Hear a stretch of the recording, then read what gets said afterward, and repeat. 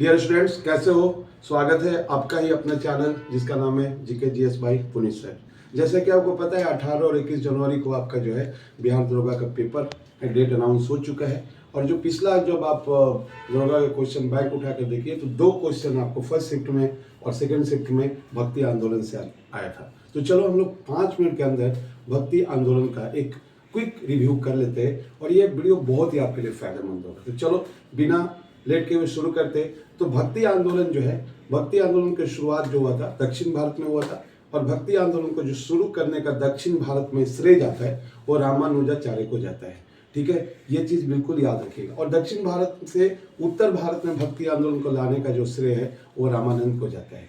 रामानंद साहब जो थे वो सभी जाति के लोगों को अपने शिष्य बनाए ताकि देश में एकता और अखंडता बनी रहे। इनके प्रमुख शिष्यों में जो थे आपका जो नाम आता है वो कबीर, जो कबीर क्या थे? जुलाहा थे।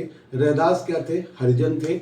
याद रखना, सेना नाई थे, धन्ना जाट थे, पीपा राजपूत थे और सुरसुरी और पद्मावती उनकी 2 क्या थी? शिष्या थी। ये इंपॉर्टेंट है। और देखो दक्षिण भारत में 2 प्रकार का संत का ग्रुप था। एक था अलवार जिसमें 12 संतों का ग्रुप था, वो भगवान विष्णु के लोग उपासक थे।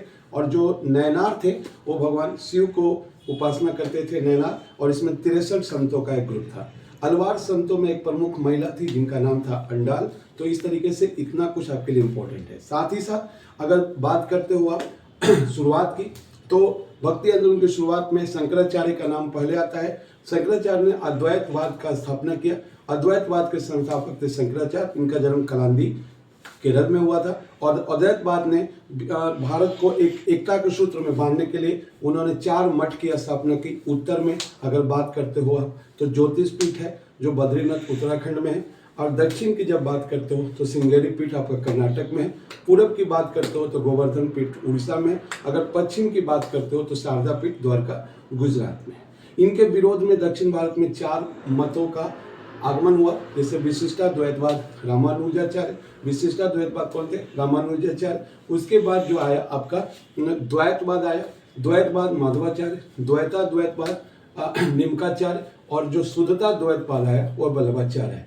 तो रामानुजाचार्य के बारे में हम विशेष रूप से जानकारी करते हैं। रामानुजाचार्य का जो जन्म हुआ था वो आपका पेरम्बुदूर में हुआ था, तमिलनाडु में। और इन्होंने विशिष्ट अद्वैतवाद का जन्म दिया। ये शगुन परंपरा से थे और साथ ही साथ ये वैष्णव संत को ये मानते थे, वैष्णव संत थे ये। ठीक है, और इनको दक्षिण भारत में विष्णु का अवतार माना जाता है। रामानुजाचार्य के बाद आते हैं निमकाचार्य, और निमकाचार्य ने द्वैतवाद की रचना किया, स्थापना किया। उसके बाद आ जाते हैं आपका द्वैतवाद। द्वैतवाद के जो संस्थापक थे माधवाचार्य। उसके बाद शुद्धता द्वैतवाद आता है जिसके संस्थापक थे वल्लभाचार्य। और याद रखिएगा इन्होंने पुष्टि मार्ग की भी स्थापना किया। साथ ही साथ जो है इन्होंने अष्ट छाप के ये प्रवर्तक माने जाते हैं। अष्ट छाप का इन्होंने स्थापना किया और इनका एक शिष्य थे विठल। ये सभी कुछ आपके लिए इंपॉर्टेंट है। और ये भगवान कृष्ण के क्या रहे? उपासक रहे। ये बिल्कुल बात दिमाग में आप रखेंगे। ठीक है, रामानंद साहब और खासकर जो वल्लभाचार्य थे इनका जन्म जो हुआ था, इनका जन्म तेलंगाना में हुआ था। फिर आते हैं आपका रामानंद। रामानंद साहब का जन्म जो हुआ था वो प्रयाग में हुआ था। और इन्होंने आवाज लगाया जाति पाति कुछ ना कोई, हरि का भजे से हरि का होए। तो रामानंद ने क्या किया? रामानंद ने आपको यह दक्षिण भारत से भक्ति को, परंपरा को, आंदोलन को उत्तर भारत में लाए थे ये रामानंद साहब। और रामानंद का साहब का जो जन्म हुआ था वो प्रयागराज इलाहाबाद में हुआ था। इन्हीं के जो प्रमुख शिष्य थे कबीर जो जुलाहा थे, और इनका जो लालन पालन किए थे वो नीरू और नीमा ने किए थे। इनके जो प्रमुख जो रचना है वो उलटवासी है। ठीक है, शबद है, रमणी है। ठीक है, और ये उलटवासी पिछला दरोगा में आपका एक क्वेश्चन ये पूछ चुका है। तो ये सब आप ये सीक्वेंस भी याद रखने का प्रयास कीजिएगा। ठीक है, राम के बाद आपका रामानंद के बाद कौन आ गए? कबीर। कबीर के बाद आ जाएंगे रैदास। और याद रखना जो रैदास है ये हरिजन थे और इनके जो भक्त थे वो रैदास काफ़ी पॉपुलर थे। और इन्हीं की जो शिष्या थी मीरा थी, इन्हीं के शिष्या राजस्थान की राजघराने की झाला भी थी। और याद रखिएगा जो कबीर हैं, कबीर की रचनाएं गुरु ग्रंथ साहिब में क्या है? आपका संकलित है। तो ये कबीर हो गए। रैदास पहले रामानंद, रामानंद के बाद आपका कबीर, कबीर के बाद रैदास। ये सभी आप सीक्वेंस में याद रखिएगा। दादू दयाल जिनका जन्म अहमदाबाद में हुआ था। दादू दयाल के बाद आ जाए गुरु नानक का जो जन्म हुआ था तलवंडी में हुआ था। तलवंडी अभी वर्तमान में पाकिस्तान में, इस चीज़ को याद रखिएगा। और जो गुरु नानक साहब ने क्या किया कि सिख धर्म के संस्थापक थे, इन्होंने पंगत, संगत और लंगर व्यवस्था को कंटिन्यू किया, शुरुआत किया, कहें, ठीक है, काफ़ी इंपॉर्टेंट है। और इनकी जो रचनाएं हैं ये भी गुरु ग्रंथ साहिब में संकलित हैं, इस बात को ध्यान रखने की जरूरत है, ठीक है। गुरु नानक के बाद जो आएंगे चैतन्य महाप्रभु, और चैतन्य महाप्रभु का जन्म जो हुआ था वो नदिया पश्चिम बंगाल में हुआ था। कहाँ पे हुआ था? नदिया पश्चिम बंगाल में। इनको जो है विश्वम्बर भी कहा जाता था, गौरंग महाप्रभु भी कहा जाता था। और ये गौड़ीय वैष्णव धर्म का इन्होंने क्या किया? स्थापना किया, संकीर्तन शुरू किया, कृष्ण भक्ति पर जोर दिया, काफ़ी इन्होंने कृष्ण भक्ति को घर घर तक क्या किया? इन्होंने पहुँचा दिया, ठीक है। उसके बाद जो एक जो बड़ा नाम आता है वो मीरा का आता है। मीरा जो थी उन्होंने अपनी भक्ति से भगवान कृष्ण को अपने पास बुला लिया। कृष्ण भक्ति से उन्होंने इतना एक अद्भुत मिसाल पेश किया कि इसका वर्णन नहीं किया जा सकता। और ये जो मेड़ता राजघराने से थी, इनका विवाह जो है राणा सांगा के पुत्र राजा भोज के साथ हुआ था,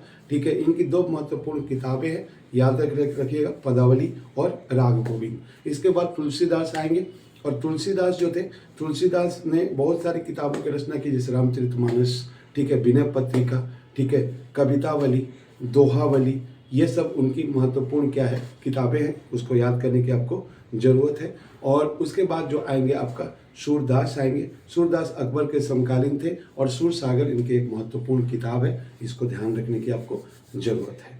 अब कुछ आपका महाराष्ट्र के जो एक और इम्पोर्टेंट नाम आ जाते हैं, शंकरदेव। शंकरदेव असम के रहने वाले थे और असम का इनको चैतन्य कहा जाता था। इसके बाद महाराष्ट्र में कुछ भक्ति संत आपके लिए इम्पोर्टेंट हो जाते हैं। नामदेव, नामदेव महाराष्ट्र के थे और ऐसा माना जाता है कि एक ऐसा भक्ति संत थे जो इस्लाम के क्या थे? समर्थक थे। और नामदेव काफ़ी फेमस नाम है महाराष्ट्र में, और ये वारकरी संप्रदाय के थे।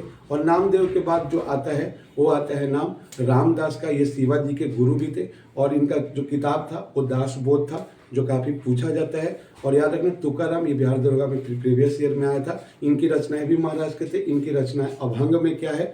वर्णित है, इसको याद करने की ज़रूरत है, काफ़ी इंपॉर्टेंट है। और नामदेव इस्लाम के समर्थक थे, इस चीज़ को याद रखिएगा। और दूसरा एक बात लास्ट जाते जाते याद रखिएगा कि ये सभी जितना भी मैं आपको बताया हूँ, ये सभी जो है कबीर और बस इतना याद रखना, इतना से आपका एक क्वेश्चन परीक्षा में आ जाएगा। चलो अपना ध्यान रखो, ऐसे ही कुछ इंपॉर्टेंट टॉपिक के साथ फिर आपके पास मौजूद होंगे। चलो ख्याल